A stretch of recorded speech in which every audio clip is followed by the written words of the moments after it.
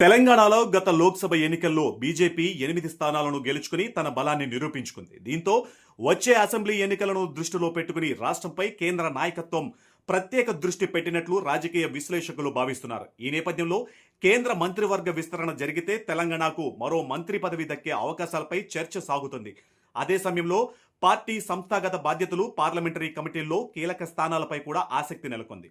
ప్రస్తుతం కేంద్ర హోంశాఖ సహాయ మంత్రిగా ఉన్న బండి సంజయ్ పార్టీ అధిష్టానానికి అత్యంత నమ్మకమైన నేతగా గుర్తింపు పొందారు. తెలంగాణలోని బీజేపీని బలోపేతం చేయడంలో ఆయన పాత్ర కీలకంగా ఉండడంతో భవిష్యత్తులో మరింత కీలక బాధ్యతలు వచ్చే అవకాశాలు ఉన్నాయని పార్టీ వర్గాలు చెబుతున్నాయి. మరోవైపు ఈటెల రాజేందర్ పేరు కూడా బలంగా వినిపిస్తుంది. మాజీ మంత్రి కావడం, బీసీ వర్గాల్లో బలమైన ప్రభావం ఉండడం, పరిపాలనా అనుభవం ఆయనకు ప్లస్ పాయింట్లుగా భావిస్తున్నారు. రాష్ట్ర రాజకీయ సమీకరణాలలో ఈటలకు కీలక బాధ్యత ఇవ్వొచ్చన్న అంచనాలు ఉన్నాయి. ధర్మపురి అరవింద్ పార్లమెంటులో దూకుడైన నాయకుడిగా గుర్తింపు పొందారు.